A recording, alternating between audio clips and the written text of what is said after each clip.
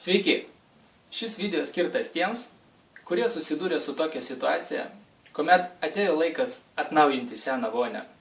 Tačiau iškyla tokie klausimai, ką daryti, kaip daryti, kokias priemonės naudoti tam, kad tai būtų įmanoma įvykdyti savarankiškai ir sutaupyti nemažai pinigų. Šiai minutei turim štai tokią vonią ir štai tokią situaciją. Todėl toliau žingsnis po žingsnio parodysime, kaipgi savo rankomis nesunkiai galite atnaujinti savo seną vonią. Norint kokybiškai surestauruoti vonią, būtina tinkamai ją paruošti. Paimkite sodą ir stambų švitrinį popierių. Sodą tolygiai paskirstykite per visą vonios paviršių, o tada paimkite švitrinį popierių ir šveiskite tol, kol paviršius netaps švarus. Jeigu vonia jau buvo restauruota, būtina pilnai pašalinti prieš tai buvusią dangą. Nušveitus vonią, gerai ją išplaukite. Jeigu reikia, šveitimo procedūrą galite pakartoti. Naudojant kempinę, dar kartą įsitikinkite, kad ant vonios paviršiaus nebeliko nuosėdų. Išplovus vonią, būtina pašalinti visus drėgmės šaltinius. Demontuokite dušo žarną ir izoliuokite čiaupą naudojant polietileninį maišelį, pritvirtindami jį lipnios juostos pagalba. Kai drėgmės šaltiniai yra pašalinti, demontuokite sifono angos dangtelį. Šepečio pagalba pašalinkite susikaupusi purvą. Jeigu pašalinus purvą pastebimas rūdis, jas taip pat nušveiskite naudojant švitrinį popierių. Ta pati pakartokite su viršutinė nupylimo anga. Sekantis etapas yra vonios džiovinimas. Pirmiausia, paimkite šluostę ir gerai nusausinkite vonios paviršių. Tada paimkite statybinį arba buitinį karšto oro feną ir kruopščiai išdžiovinkite kiekvieną vonios centimetrą, ypatingą dėmesį skirdami tarpams tarp vonios ir plytelių. Jeigu restauruojama vonia turi išdaužų, jas būtina užglaistyti naudojant universalų automobilinį glaistą.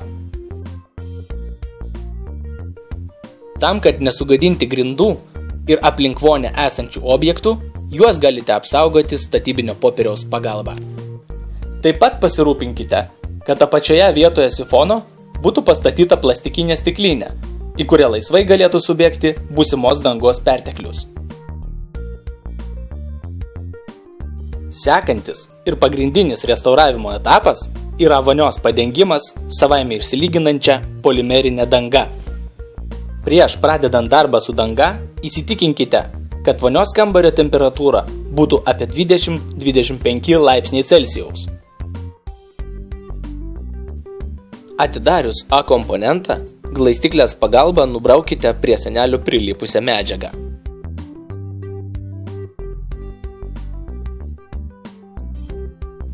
Atidarius B komponentą, supilkite jį į A komponento esančią tarą. Įsidėmėkite laiką ir 10 minučių bėgyje intensyviai maišykite komponentus.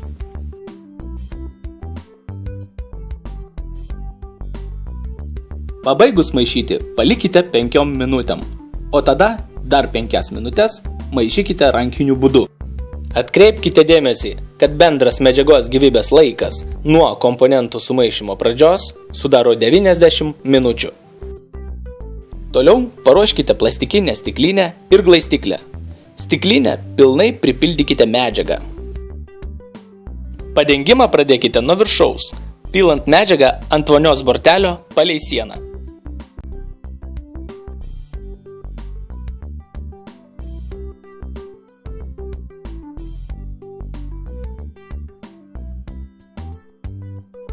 Užpildykite tą vietą, kurioje yra viršutinė nupylimo anga. Toliau tęskite padengimą palei artimesnį vonios kraštą.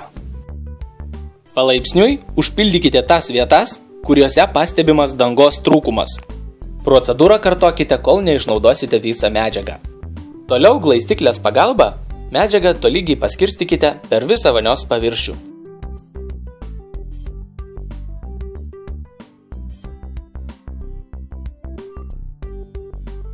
Norint išvengti, kad medžiaga per greitai nesubėgtų į sifono angą galite uždengti mažesnę plastikinę stiklinę, tačiau nepamirškite stiklinės ištraukti, pabaigus padengimą.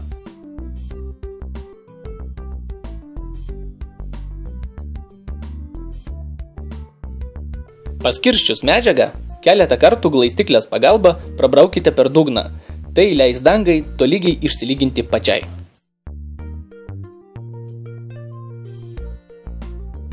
Ta patį galite pakartoti tuose vietose, kur pastebimi netolygumai. Praėjus 48 valandom, vonią galima naudoti pagal paskirtį.